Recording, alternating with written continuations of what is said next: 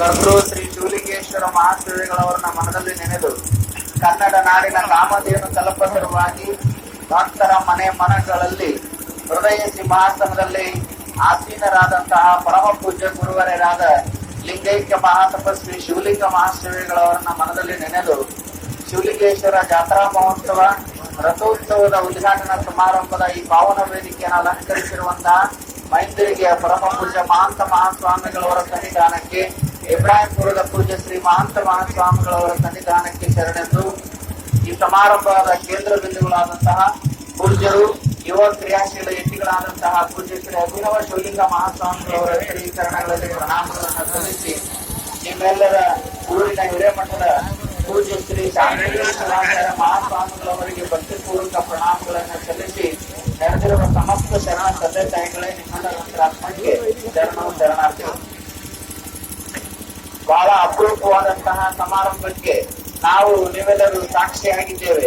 ಬಹುಶಃ ಮಾದನಿ ಇಬ್ಬರಿಗೆ ಇತಿಹಾಸದಲ್ಲಿ ನೀವೆಲ್ಲರೂ ರಥೋತ್ಸವವನ್ನು ನೋಡಿದ್ದೀರಿ, ಕಂಡಿದ್ದೀರಿ. ಬಾಲ್ಯದಿಂದಲೂ ಇಂತಹ ಅಪರೂಪದ ಸಮಾರಂಭಕ್ಕೆ ಸಾಕ್ಷಿಯಾಗಿದ್ದೀರಿ. ಆದರೆ ಶಿವಲಿಂಗ ಮಹಾಶ್ರೀಗಳವರ ಸಂಕಲ್ಪ ಶಕ್ತಿ ಅಂತಹದ್ದು ಅಂತಂದ್ರೆ ಕೇವಲ ರಥೋತ್ಸವಕ್ಕೆ ನೀವು ಒಗೆದು ರಥವನ್ನ ಎಳೆದು ಹೋದರೆ ಸಾಲದು. ಇಲ್ಲಿ ನೀವೆಲ್ಲರೂ ರಥವನ್ನ ಎಳೆದು ಪ್ರಸಾದವನ್ನ ಸ್ವೀಕರಿಸ್ತಾ ಇದ್ದೀರಿ. ಆದ್ರೆ ಪ್ರಸಾದವನ್ನ ಸ್ವೀಕರಿಸಿ ಹಾಗೆ ಹೋಗುದಲ್ಲ, ಗುರುವಿನ ಪ್ರಸಾದವಾಣಿಯನ್ನ ಕೇಳಿ ಹೋದ್ರೆ ನಿಮ್ಮ ಬದುಕು ಸಾರ್ಥಕ ಆಗ್ತದೆ ಅನ್ನುವಂತಹ ಸದಾಶಯ ನಮ್ಮ ಅಭಿನವ ಶಿವಲಿಂಗ ಮಹಾಸ್ವಾಮಿಗಳವರು. ಬಹುಶಃ ನಮ್ಗೆ ಬಹಳ ಖುಷಿ ಅನ್ನಿಸ್ತದೆ. ನೀವೆಲ್ಲ ರಥೋತ್ಸವನ ಎಳೆಯಲಿಕ್ಕೆ ಆತುರರಾಗಿದ್ದೀರಿ. ನಮ್ಮ ನಾಡಿನ ಇತಿಹಾಸದಲ್ಲಿ ಈ ಕಲಬುರಗಿ ಜಿಲ್ಲೆಯನ್ನ ನಾವು ಕಲ್ಯಾಣ ಕರ್ನಾಟಕ ಅಂತ ಕರಿತೇವೆ. ಕಲ್ಯಾಣ ಕರ್ನಾಟಕದ ಇತಿಹಾಸದಲ್ಲಿ ಇದೊಂದು ಹೊಸ ಪರ್ವ ಆರಂಭ ಆಗಿದೆ. ಬಹುಶಃ ಇಂತಹ ಬಿರು ಬಿಸಿನಲ್ಲಿಯೂ ಕೂಡ ನಿಮ್ಮ ಭಕ್ತಿ ಶ್ರದ್ಧೆಯನ್ನು ನಾವು ಮೆಚ್ಚಲೇಬೇಕು. ಕನ್ನಡ ನಾಡಿನ ಜಾನಪದ ಗರತಿ ಹಾಡುವ ಹಾಗೆ ಕಾಶಿಗೆ ಹೋಗಾಕ ಏಸೊಂದು ದಿನ ಬೇಕಾ, ಕಾಸೊತ್ತಿನ ಹಾದಿ ತವರೂರು ಮನೆಯಲ್ಲಿ ಕಾಶಿ ಕುಂತವಳೆ ಹಡೆದವ ಎಂಬ ರೀತಿಯಲ್ಲಿ ಬಹುಶಃ ಕಲ್ಯಾಣ ಕರ್ನಾಟಕದ ಒಂದು ಕಾಶಿ ಯಾತ್ರೆಯನ್ನ ನಾವೆಲ್ಲರೂ ಕೂಡ ನೋಡ್ತಾ ಇದ್ದೇವೆ. ದೂರದ ಉತ್ತರ ಪ್ರದೇಶದಲ್ಲಿರುವಂತಹ ಕಾಶಿನಾಥನ ದರ್ಶನಕ್ಕೆ ಹೋದ್ರೆ ಅಲ್ಲಿರುವ ಕಾಶಿನಾಥ ನಮ್ಮ ಜೊತೆಯಲ್ಲಿ ಮಾತನಾಡಿಲ್ಲ. ಕಲ್ಯಾಣ ಕರ್ನಾಟಕದ ಕಾಶಿ ಯಾವುದು ಅಂತಂದ್ರೆ ಅದು ಮಾನವೀಯರಿಗೆ, ಇಲ್ಲಿರುವಂತಹ ವಿಶ್ವನಾಥ ಅಂದ್ರೆ ಅದು ನಮ್ಮ ಶಿವಲಿಂಗ ಮಹಾಶ್ರೀಗಳವರು ಅನ್ನುವಂತ ಭಾವನೆಯಿಂದ ಈ ಕಲ್ಯಾಣ ಕರ್ನಾಟಕದ ಕಾಶಿಯ ಒಂದು ವಿಶ್ವನಾಥನ ರಥವನ್ನು ಎಳೆಯುವ ಹಾಗೆ ಶಿವಲಿಂಗೇಶ್ವರ ರಥವನ್ನು ಎಳೆದು ಭಕ್ತಿ ಶ್ರದ್ಧೆಯನ್ನು ಸಮರ್ಪಣೆ ಮಾಡ್ತಾ ಇದ್ದೀರಿ. ಇಲ್ಲಿ ರಥಕ್ಕೆ ಉತ್ತತ್ತಿಯನ್ನ ಒಗಿತಾ ಇದ್ದೀರಿ. ಉತ್ತತ್ತಿಯನ್ನು ಒಗಿ ಉದ್ದೇಶ ಇಷ್ಟೇ, ಈ ಭವಜನ್ಮದಲ್ಲಿ ನಾವೆಲ್ಲರೂ ಹುಟ್ಟಿದ್ದೇವೆ, ಮಾನವರಾಗಿ ಹುಟ್ಟಿದ್ದೇವೆ. ಮುಂದಿನ ಜನ್ಮದಲ್ಲಿ ಶಿವಲಿಂಗೇಶನ ಆಶೀರ್ವಾದದಿಂದ ಉತ್ತತ್ತಿಯನ್ನು ಒಗೆದು ನಾನು ಸಂಕಲ್ಪವನ್ನು ಮಾಡ್ಕೊಳ್ತೇನೆ. ಮುಂದಿನ ಜನ್ಮದಲ್ಲಿ ಈ ಮಾನವ ಜನ್ಮದಿಂದ ನನಗೆ ಮತ್ತೊಮ್ಮೆ ಉತ್ಪತ್ತಿ ಮಾಡ್ತಾ ಇಲ್ಲ, ನನಗೆ ಸ್ವರ್ಗವನ್ನು ಕೊಟ್ಟು ಬಿಡು ಅನ್ನುವಂತಹ ಸಂಕಲ್ಪದಿಂದ ನಾವೆಲ್ಲರೂ ಶಿವಲಿಂಗೇಶ ಜಾತ್ರಾ ಮಹೋತ್ಸವದಲ್ಲಿ ಪಾಲ್ಗೊಂಡಿದ್ದೇವೆ. ಇಂತಹ ಅಪರೂಪದ ಸಮಾರಂಭಕ್ಕೆ ನೀವೆಲ್ಲರೂ ಭಕ್ತಿ ಶ್ರದ್ಧೆಯಿಂದ ಪಾಲ್ಗೊಂಡಿದ್ದೀರಿ. ಪೂಜ್ಯ ಶಿವಲಿಂಗ ಮಹಾಸ್ವಾಮಿಗಳವರ ಆಶೀರ್ವಾದದಿಂದ ಮಳೆ ಬೆಳೆ ಎಲ್ಲವೂ ಕೂಡ ಚೆನ್ನಾಗಿ ಆಗ್ಲಿ. ಪೂಜ್ಯರ ಆಶೀರ್ವಾದದಿಂದ ನಿಮ್ಮೆಲ್ಲರಿಗೆ ಸುಖ ಶಾಂತಿ ಸಿಗಲಿ ಅಂತ ಆಶಿಸಿ ಈ ಒಂದು ಪವಿತ್ರ ಸಮಾರಂಭ ಪೂಜ್ಯ ಅಭಿನವ ಶಿವಲಿಂಗ ಮಹಾಸ್ವಾಮಿಗಳವರ ರಹಸ್ಯನ ಕುರಿತು ಅವರ ಒಂದು ಆಸೆ ಇದೆ. ಇಂತಹ ಒಂದು ಪವಿತ್ರ ಸಮಾರಂಭ ಇದು ಕೇವಲ ಮಾದನಿಯರಿಗೆ ಸೀಮಿತ ಆಗಬಾರದು. ಇಡೀ ನಮ್ಮ ಕಲ್ಯಾಣ ಕರ್ನಾಟಕಕ್ಕೆ ಒಂದು ಮಾದರಿಯ ಜಾತ್ರೆ ಅಂದ್ರೆ ಅದು ಮಾದನಿಯರಿಗೆ ಶಿವಲಿಂಗೇಶ್ವರ ಮಠದ ಜಾತ್ರೆ ಅನ್ನುವ ಖ್ಯಾತಿಯನ್ನ ಬದುಕೋಬೇಕು ಅನ್ನುವಂಥದ್ದು ಪೂಜ್ಯ ಗುರುವರರಾದ ಶಿವಲಿಂಗ ಮಹಾಶ್ರೀಗಳವರ ಜನ್ಮ ಶತಮಾನೋತ್ಸವದ ಶುಭ ನೆನೆಯಲ್ಲಿ ನಾವೆಲ್ಲರೂ ಹತ್ತಿರದಿಂದ ಇದ್ದೇವೆ. ಅಂತಹ ಪವಿತ್ರ ಶತಮಾನೋತ್ಸವ ಕಾರ್ಯಕ್ಕೂ ಕೂಡ ತಾವೆಲ್ಲರೂ ಸಾಕ್ಷಿ ಆಗ್ಬೇಕು, ಆ ಸೇವೆಯಲ್ಲಿ ಪಾಲ್ಗೊಳ್ಬೇಕು ಅಂತ ಆಶಿಸಿ ನಮ್ಮ ಎರಡು ಮಾತುಗಳಿಗೆ ವಿರಾಮವನ್ನು ಹೇಳ್ತೀವಿ.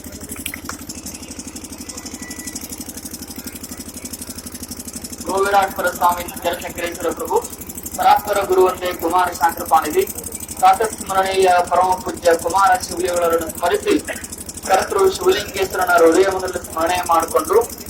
ಶಿವಲಿಂಗ ಮಹಾಶಿವಗಳವರನ್ನು ಸ್ಮರಿಸಿ ತಪೋನಿಧಿಗಳಾಗಿರುವಂತಹ ಶಾಂತಲಿಂಗ ಮಹಾಶಿವಗಳವರನ್ನು ಸ್ಮರಿಸಿ ಈ ಜಾತ್ರಾ ಮಹೋತ್ಸವಕ್ಕೆ ಆಗಮಿಸಿ ನಮ್ಮೆಲ್ಲಾ ಭಕ್ತರನ್ನ ಆಶೀರ್ವಾದ ಮಾಡುತ್ತಿರುವಂತಹ ಪರಮ ಪೂಜ್ಯರಾದ ಹಾವೇರಿಯ ಹುಕ್ಕೇರಿ ಮಠದ ಸದಾಶಿವ ಪೂಜ್ಯರ ಪಾದಗಳಿಗೆ ಶರಣಗಳನ್ನು ಹೇಳಿ, ಮೈಂದರಿಗೆ ಮಹಾಂತ ಮಹಾಸ್ವಾಮಿಗಳವರ ಪಾದಗಳಿಗೆ, ಇಬ್ರಾಹಿಂಪುರದ ಮಹಾಂತ ಮಹಾಸ್ವಾಮಿಗಳವರ ಚರಣಗಳಿಗೆ, ನಮ್ಮೂರಿನ ಪೂಜ್ಯರಾಗಿರುವಂತಹ ನೂತನ ಪಟ್ಟಾಧಿಕಾರ ಸ್ವೀಕರಿಸಿರುವಂತಹ ಷಡತಲ ಬ್ರಹ್ಮ ಶಾಂತವೀರ ಶಿವಾಚಾರ್ಯರಲ್ಲಿ ಶರಣಗಳನ್ನು ಸಮರ್ಪಣೆ ಮಾಡಿ ಆಗಮಿಸಿರುವಂತ ಎಲ್ಲ ಸುತ್ತಮುತ್ತಲಿನ ಎಲ್ಲಾ ಹಳ್ಳಿಯ ಸದ್ಭಕ್ತರೇ, ಸಾಯಂಕರೇ, ಶರಣರೇ, ಬುದ್ಧು ಮಕ್ಕಳೇ, ನಿಮ್ಮೆಲ್ಲರ ಆತ್ಮಕ್ಕೆ ಶರಣಾರ್ಥಿಗಳು. ನೀವು 2 ವರ್ಷದ 2ನೇ ವರ್ಷ ಬಹಳ ವಿಶೇಷವಾಗಿರುವಂತಹ ಕಾರ್ಯಕ್ರಮ ಎಲ್ಲ ನೋಡ್ತಾ ಇದ್ದಾರೆ. ಪೂಜ್ಯರು ಹೇಳಿದರು, ದೇವರ ಜೊತೆಗೆ ಗುರುವಿನ ಆಶೀರ್ವಾದವನ್ನ ಕೇಳ್ಕೊಂಡು ಹೋಗೋದು ಬಹಳ ಅತ್ಯಮೂಲ್ಯ ಅಂತ ತಿಳ್ಕೊಂಡು ಎಲ್ಲರಿಗೂ ಸಂದರ್ಭದಲ್ಲಿ ನಾನು ತಿಳಿಪಡಿಸೋದು ಏನು ಅಂತಂದ್ರೆ, ಯಾತ್ರೆ ಬಂದಿರ್ತಾರೆ, ಸುಮ್ನೆ ತೇರಳದ ಹಂಗೆ ಹೋಗ್ಬಾರ್ದು. ಒಂದಿಷ್ಟು ನಿಮ್ಮೆಲ್ಲರಿಗೂ ಸಂಸ್ಕೃತಿಯ ಕಾಣುವಂತ ವಿಚಾರಧಾರೆಗಳು ನಿಮ್ಮೆಲ್ಲರಿಗೂ ಮುಟ್ಲಿ ಅನ್ನುವಂತ ಕಾರಣಕ್ಕೋಸ್ಕರ ಈ ಸಭೆಯನ್ನ ಇಟ್ಕೊಂಡಿದ್ದೇವೆ.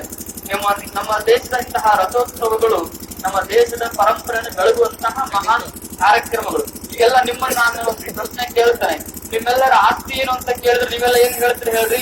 ನಮ್ಮ ಆಸ್ತಿ ತೋಟ, ಮನೆ, ಹೊಲ, ಗದ್ದೆ, ಬಂಗಾರ, ಬೆಳ್ಳಿ, ರೊಕ್ಕ, ರೂಪಾಯಿ ಇವೆಲ್ಲ ನಮ್ಮ ಆಸ್ತಿ ಅಂತ ಹೇಳಿದ್ರಿ. ಹಾಗೇನೆ ಈ ದೇಶದ ಆಸ್ತಿಯನ್ನು ನಾವೆಲ್ಲ ಪ್ರಶ್ನೆ ಮಾಡಿದ್ರೆ ನಮ್ಮ ಕಣ್ಣೆದುರಿಗೆ ಬರೋದು ನಾವು ಮಾಡುವಂತಹ ಧರ್ಮಾಚರಣೆಗಳೇ ನಮ್ಮ ದೇಶದ ದೊಡ್ಡ ಆಸ್ತಿ. ಯಾಕೆ ಅಂತಂದ್ರೆ ನೀವು ಬೇಕಾದ್ರೆ ನೋಡ್ರಿ, ಅಮೆರಿಕ ದೇಶದ ಒಳಗಡೆ ಎಲ್ಲರೂ ರಥೋತ್ಸವ ಮಾಡಿ ಉದಾಹರಣೆ ಕೇಳಿದ್ರೆ ನೀವು ಎಲ್ಲೂ ಕೂಡ ಕೇಳಿಲ್ಲ. ಲಂಡನ್ ದೇಶದ ಒಳಗಡೆ ಪಲ್ಲಕ್ಕಿ ಮಾಡಿ ಉದಾಹರಣೆ ಕೇಳಿದ್ರೆ ನೀವು ಎಲ್ಲೂ ಕೂಡ ಕೇಳಿಲ್ಲ. ಅವೆಲ್ಲ ರಥೋತ್ಸವ, ಪಲ್ಲಕ್ಕಿ, ಧಾರ್ಮಿಕ ಆಚರಣೆಗಳು ಇವೆಲ್ಲ ಕಾಣು ಬರೋದು ಅನ್ನೋ ಭಾರತ ದೇಶದಲ್ಲಿ ಮಾತ್ರ. ಹಾಗಾಗಿ ಭಾರತಕ್ಕೊಂದು ವಿಶೇಷವಾಗಿರುವಂತಹ ಗೌರವ ಇದೆ. ಅಂತಹ ಧರ್ಮಾಚರಣೆಯಿಂದ ನಾವೆಲ್ಲರೂ ಕೂಡ ಮಾಡ್ತಾ ಇರೋದು ಬಹಳಷ್ಟು ಸಂತೋಷ. ವರ್ಷಕ್ಕೊಂದ್ಸರಿ ಬರುವಂತ ಈ ರಥೋತ್ಸವ ಕಾರ್ಯಕ್ರಮದಲ್ಲಿ ನಾವೆಲ್ಲ ನಮ್ಮ ಸಂಕಲ್ಪಗಳನ್ನ ಬೇಡ್ಕೊಳ್ತೇವೆ. ನಿಮ್ಗೆಲ್ಲ ಒಂದು ಮಾತು ಹೇಳ್ತಾನೆ, ಕರ್ತೃ ಶಿವಲಿಂಗೇಶ್ವರ ಹತ್ರ ಎಷ್ಟು ಶಕ್ತಿ ಇದೆ, ಎಷ್ಟು ತಾಕತ್ತಿದೆ ಅಂತಂದ್ರೆ ಬಹಳ ಅಗಾಧವಾಗಿರುವಂತಹ ತಾಕತ್ತಿದೆ. ನೀವು ಮಾಡಬೇಕಾಗಿರೋದು ಏನು ಅಂತಂದ್ರೆ ಅವನಿಗೆ ರೊಕ್ಕ ಬೇಡ, ರೂಪಾಯಿ ಬೇಡ, ಏನೂ ಬೇಡ. ನಿಮ್ಮ ಕೇವಲ ನಿಷ್ಕಲ್ಮಶವಾಗಿರುವಂತಹ ನೀವು ಭಕ್ತಿಯನ್ನ ಶಿವಲಿಂಗೇಶ್ವರ ಕೊಟ್ರೆ ಸಾಕು, ನೀವು ಬೇಡಿದ್ದೆಲ್ಲವನ್ನು ಕೂಡ ಕೊಡ್ತಾನೆ. ಅದಕ್ಕೆ ಉದಾಹರಣೆ ಅಂತಂದ್ರೆ ನಂದು ನಾನು ಹೇಳ್ತೇನೆ ನಿಮ್ಗೆಲ್ಲ, ನನಗೊಂದು ರೂಪಾಯಿ ಬೇಕಾಗಿದ್ದರೂ ಕೂಡ ನಾನು ಶಿವಲಿಂಗೇಶ್ವರನ್ನ ಕೇಳ್ತೇನೆ, ನಾನು ಯಾರ ಹತ್ರ ಕೇಳೋದಿಲ್ಲ. ಅದಾದ ನಂತರ ಸ್ವಲ್ಪ ವರ್ಷಗಳಿಂದ ನಾನು ಸಂಕಲ್ಪ ಮಾಡಿದ್ದೆ ಏನು ಅಂತಂದ್ರೆ, ಅವನ ಹತ್ರ ನಂಬಿಕೆ ಎಷ್ಟು ತಾಕತ್ತಿದೆ, ಎಷ್ಟು ಕಾರ್ಯರೂಪಿ ಆಗ್ತಿದೆ ಅಂತಂದ್ರೆ, ನಾನೆಲ್ಲ ನಮ್ಮ ಭಕ್ತರು ಬಹಳ ಜನ ಕಲಬುರಗಿ ಒಳಗೆ ಇರ್ತಾರೆ. ಆ ಎಲ್ಲಾ ಕಲಬುರಗಿ ಭಕ್ತರು ಅವಾಗ ಬರೋದು ಹೋಗೋದು ತ್ರಾಸ ಆಗ್ತದೆ. ನಮ್ಮ ಕಲಬುರಗಿ ಒಳಗಡೆ ನಮ್ದು ಏನಾದ್ರು ಒಂದು ಸಾಕಾಮಟ್ಟ ಆಗ್ಲಿ ಅಂತ ನಾನು ಸುಮ್ಮನೆ ಸಂಕಲ್ಪ ಮಾಡಿದ್ದೆ. 2 ವರ್ಷ ಒಳಗಡೆ ಅಲ್ಲಿರುವಂತ ಜನ ನನಗೂ ಪರಿಚಯ ಇಲ್ಲ, ನಮ್ಮ ಊರಿಗೂ ಪರಿಚಯ ಇಲ್ಲ. ಅವರೆಲ್ಲಾರು ಕೂಡ ಸೇರಿಕೊಂಡು ಬಂದು ಅಲ್ಲಿನೂ ಕೂಡ ಒಂದು ಶಿವಲಿಂಗೇಶ್ವರಿ ಸಾಕಾಮಟ್ಟ ಮಾಡ್ಕೊಂಡು ಶ್ರೀಮಠಕ್ಕೆ ಸಮರ್ಪಣೆ ಮಾಡಿದ್ರೆ ನೋಡಿದ್ರೆ ನನಗೆ ಬಹಳ ಸಂತೋಷ ಆಗ್ತದೆ. ನಾನು ಒಂಥರ ಸುಮ್ಮನೆ ಸಂಕಲ್ಪ ಮಾಡಿದೆ, ಬೇಕಂತ ಕೇಳಿದ್ದೀರ, ಅದನ್ನ ಅವನಾಗಿನೇ ಪರಿಣಿಸಿ ಬಿಟ್ಟಿದ್ದ. ಹೀಗಾಗಿ ಅವನಲ್ಲಿ ನಂಬಿಕೆ ಇಡ್ರಿ, ಅವನಲ್ಲಿ ಶ್ರದ್ಧೆ ಇಡ್ರಿ, ಅವನಲ್ಲಿ ವಿಶ್ವಾಸ ಇಡ್ರಿ. ನೀವು ಬೇಡಿದ್ದನ್ನು ಎಲ್ಲವೂ ಕೂಡ ಕೊಡುವಂತ ತಾಕತ್ತು ನಮ್ಮ ಕರ್ತೃ ಶಿವಲಿಂಗೇಶ್ವರನ ಹತ್ರ ಇದೆ. ಹೀಗಾಗಿ ಆ ಮಹಾತ್ಮನ ಜಾತ್ರೆಯನ್ನು ನಾವೆಲ್ಲರೂ ಕೂಡ ಭಕ್ತಿ ಭಾವ ಶ್ರದ್ಧೆಯಿಂದ ನಾವೆಲ್ಲ ಹೇಳ್ತಾ ಇದ್ದೇವೆ. ಈ ಸಂದರ್ಭದೊಳಗಡೆ ನಿಮ್ಮೆಲ್ಲ ಸೇರಿದರೆ ನಿಮ್ಮೆಲ್ಲರ ಸಮ್ಮುಖದೊಳಗಡೆ ಒಂದು ಖುಷಿಯ ವಿಚಾರನ ಹೇಳ್ಕೊಂಡಂತ ಇದ್ದಾನೆ. ಏನು ಅಂತಂದ್ರೆ, ಇಲ್ಲಿವರೆಗೆ ನಮ್ಮ ಪದಾಧಿಕಾರಿಗಳಾಗಿರ್ಬೋದು, ಹೊಡೆದವರಾಗಿರ್ಬೋದು, 3 ಆಗಿರಾವೆ. ನನ್ಗೆ ಯಾರು ಕೂಡ 201 ರೂಪಾಯಿ ಕೊಡಂತ ಕೇಳಿಲ್ಲ, ಬೇಡಂತನೂ ಕೇಳಿಲ್ಲ.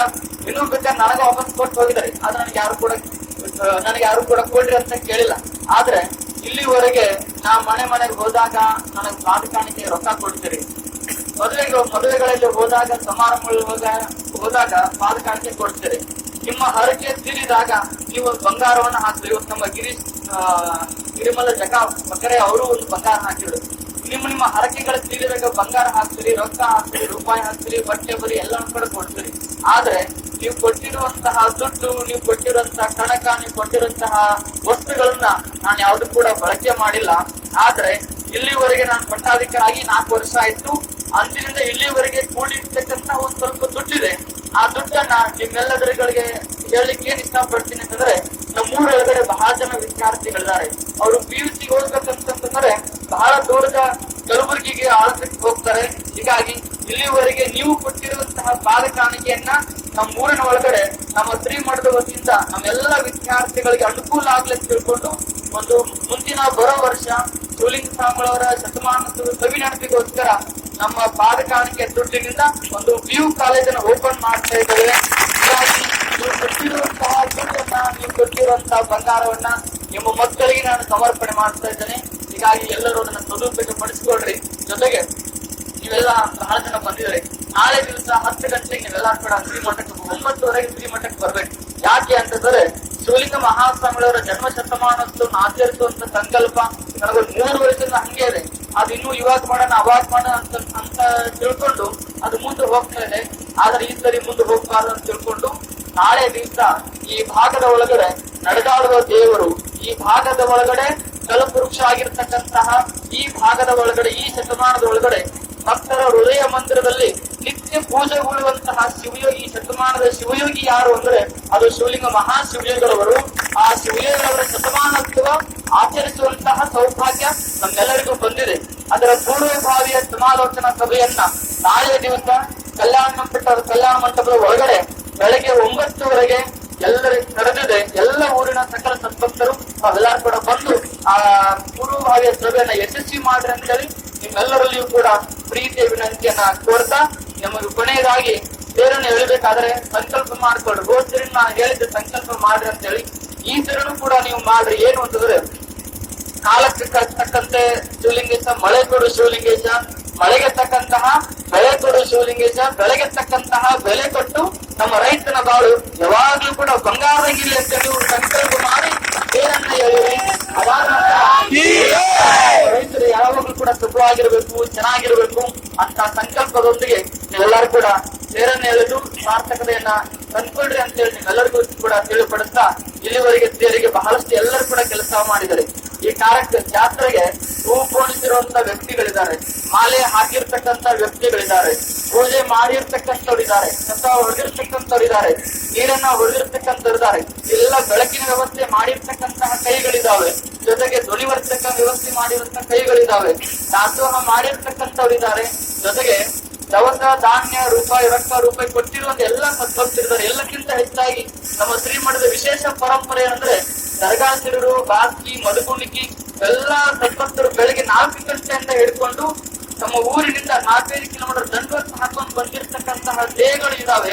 ಆ ಎಲ್ಲ ದೇಹಗಳಿಗೆ ಕೆಲಸ ಮಾಡಿರುವಂತಹ, ದಾಸೋಹ ಮಾಡಿರುವಂತಹ ಕೈಗಳಿಗೆ, ಪ್ರಸಾದವನ್ನ ನೀಡಿರುವಂತಹ ವ್ಯಕ್ತಿಗಳಿಗೆ, ಪ್ರಸಾದನ ಸ್ವೀಕರಿಸಿರುವಂತಹ ವ್ಯಕ್ತಿಗಳಿಗೆ ಎಲ್ಲರಿಗೂ ಕೂಡ ಸದ್ಗುರು ಶಿವಲಿಂಗೇಶ ನಿಮ್ಮೆಲ್ಲರಿಗೂ ಸದಾಕಾಲ ಆಯುಷ್ಯ ಆರೋಗ್ಯ ಭಾಗ್ಯ ಕೊಟ್ಟು, ಸದಾಕಾಲ ಸೇವಾ ಸಂಕಲ್ಪ ಶಕ್ತಿ ನಿಮ್ಮೆಲ್ಲರೂ ಕೂಡ ಕೊಟ್ಟು ಕರುಣಿಸಲಿ ಅಂತ ನಿಮ್ಮೆಲ್ಲರೂ ಕೂಡ ಪೂಜ್ಯರ ಹತ್ರ ಸಂಕಲ್ಪವನ್ನ ಮಾಡ್ತಾ, ಕೊನೆಯದಾಗಿ ನನ್ನ ಕೈ ಮುಗಿದು ಒಂದು ವಿನಂತಿ ಏನು ಅಂತಂದ್ರೆ, ತೇರನ್ನ ಎಳಿಬೇಕಾದ್ರೆ ಆಜು ಬಾಜು ಯಾರು ಇರ್ಲಿಕ್ಕೆ ಹೋಗಬೇಡ. ತೇರನ್ನ ಯಾರು ಎಳಿತಾರೋ ಅವ್ರು ಪ್ರತಿ ವರ್ಷ ಅವ್ರು ಎಳಿತಾರೆ.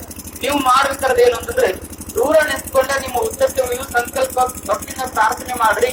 ತೇರಿನ ಗಾಳಿ ಹತ್ರ ಸುತ್ತಮುತ್ತಲು ಯಾರು ಕೂಡ ಹೋಗ್ಬಾರ್ದು. ಅದಾದ ನಂತರ ಈ ತೇರನ್ನ ಮುಗಿದು ಹೋಗ್ಬೇಕಾದ್ರೆ ಎಲ್ಲಾ ಶರಣರು, ಗಾಡಿ ತಂದಿರುವಂತ ಎಲ್ಲಾ ವ್ಯಕ್ತಿಗಳು, ನಿಮ್ಮೆಲ್ಲರಲ್ಲಿ ಕಳಕಳಿಯ ನಿಮ್ಮ ಹತ್ತಿನ ಒಂದು ಪ್ರೀತಿಯ ವಿನಂತಿ ಏನು ಅಂತಂದ್ರೆ, ಯಾರು ಕೂಡ ಗಲಾಟೆ ಮಾಡಲಾರದೆ, ಇನ್ನೊಬ್ಬರಿಗೆ ತೊಂದರೆ ಮಾಡಲಾರದೆ ನಿಧಾನವಾಗಿ ನಿಮ್ಮ ಊರುಗಳನ್ನು ನೀವೆಲ್ಲರೂ ಮುಟ್ರಿ ಅಂತ ಅನ್ನೋದೇ ನನ್ನ ಒಂದು ಪ್ರೀತಿಯ ವಿನಂತಿ. ಅದನ್ನೆಲ್ಲರೂ ಕೂಡ ನೆರವೇರಿಸಿಕೊಡ್ತೀರ ಅಂತ ಪ್ರತಿ ವರ್ಷಕ್ಕೆ ನಮ್ಮ ಜಾತ್ರೆ ಒಂದ್ ಅರ್ಧ ಗಂಟೆ ಮುಂದೆ ಬಂದ್ಬಿಡುತ್ತೆ. ಪ್ರತಿ ವರ್ಷ 9ಕ್ಕೆ ಆಗ್ತಿತ್ತು, ಇವತ್ತು 9:30 ಆಯ್ತು, ಮುಂದಿನ ಸರಿ ಎಷ್ಟು ಆಗ್ತಾರೋ ನನಗೆ ಗೊತ್ತಿಲ್ಲ. ಆದ್ರೆ ಇನ್ಮೇಲೆ ಹಂಗ ಆಗ್ಬಾರ್ದು. ಕರೆಕ್ಟ್ ಸಮಯಕ್ಕೆ ಸರಿಯಾಗಿ ನಮ್ಮ ಜಾತ್ರೆ 8 ಗಂಟೆಗೆ ಎಳೆಯುವಂತ ಪರಂಪರೆ ನಾವು ಮಾಡ್ಕೊಳ್ಬೇಕಾಗಿದೆ. ಹೀಗಾಗಿ ತಾವೆಲ್ಲರೂ ಕೂಡ ಪ್ರತಿ ವರ್ಷನೂ ಕೂಡ ಮುಂದಿನ ವರ್ಷ ಆದಷ್ಟು ಬೇಗನೆ ನೀವು ಶ್ರೀಮಠಕ್ಕೆ ಬರುವಂತ ವ್ಯವಸ್ಥೆ ನೀವೆಲ್ಲರೂ ಕೂಡ ಮಾಡ್ರಿ. ಹೋಗ್ಬೇಕಾದ್ರೆ ವಾಹನ ಇರುವವರು ಜೊತೆಗೆ ಪಾದಚಾರಿಗಳು ದಯವಿಟ್ಟು ನಿಧಾನವಾಗಿ ಚಲಿಸಿ ಈ ಕಾರ್ಯಕ್ರಮ ಯಶಸ್ವಿ ಮಾಡ್ರಿ ಎಲ್ಲರೂ ಕೂಡ ತಿಳ್ಪಡ್ತಾ ಎಲ್ಲರಿಗೂ. ಆಮೇಲೆ ಪ್ರಸಾದ ವಿತರಣೆ ಇದೆ, ಯಾರು ಕೂಡ ಹಾಗೆ ಹೋಗ್ಬಾರ್ದು.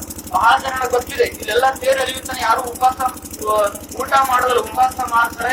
ಹೀಗಾಗಿ ತಾವೆಲ್ಲರೂ ಕೂಡ ಪ್ರಸಾದನ ಸ್ವೀಕರಿಸಿ ನಿಮ್ಮ ಊರಿಗೆ ತೆರಳಬೇಕು. ನಾನು ಕೂಡ ನಿಮ್ಮ ಜೊತೆಗೆ ನಾನು ಸೇರಿ ಉಪವಾಸ ಮಾಡ, ನಾನು ಕೂಡ ಊಟ ಮಾಡೋದಿಲ್ಲ. ಹಾಗಾಗಿ ಎಲ್ಲ ಪ್ರಸಾದ ಮಾಡಿ ಹೋಗ್ರಿ. ನೀವು ಪ್ರಸಾದ ಮಾಡಿ ಎಲ್ಲ ಹೋದ್ಮೇಲೆ ದಾಸೋಹದ ಪಾತ್ರೆಗಳ ಖಾಲಿ ಆಗಿತ್ತು ಅಂದ್ರೆ ಮಾತ್ರ ನಾನು ಊಟ ಮಾಡ್ತೇನೆ, ಅಲ್ಲಿವರೆಗೆ ನಾನು ಊಟ ಮಾಡೋದಿಲ್ಲ. ಎಲ್ಲರೂ ಹೇಳ್ತಾ ಮತ್ತೆ ಮುಂಬರುವಂತ 2019ನೇ ಜಾತ್ರಾ ಮಹೋತ್ಸವಕ್ಕೆ ನಿಮ್ಮೆಲ್ಲರಿಗೂ ಪೂಜ್ಯರ ಸಮ್ಮುಖದ ಒಳಗಡೆ, ಸದ್ಗುರು ಶಿವಲಿಂಗೇಶ್ವರನ ರಥೋತ್ಸವದ ಸಮ್ಮುಖದ ಒಳಗಡೆ ನಿಮ್ಮೆಲ್ಲರಿಗೂ ಪ್ರೀತಿಯ ಆಮಂತ್ರಣವನ್ನು ಈ ಸಂದರ್ಭದಲ್ಲಿ ಕೋರ್ತಾ ಇದ್ದು ಮಾತುಗಳಿಗೆ ರಾಮದೇವ್.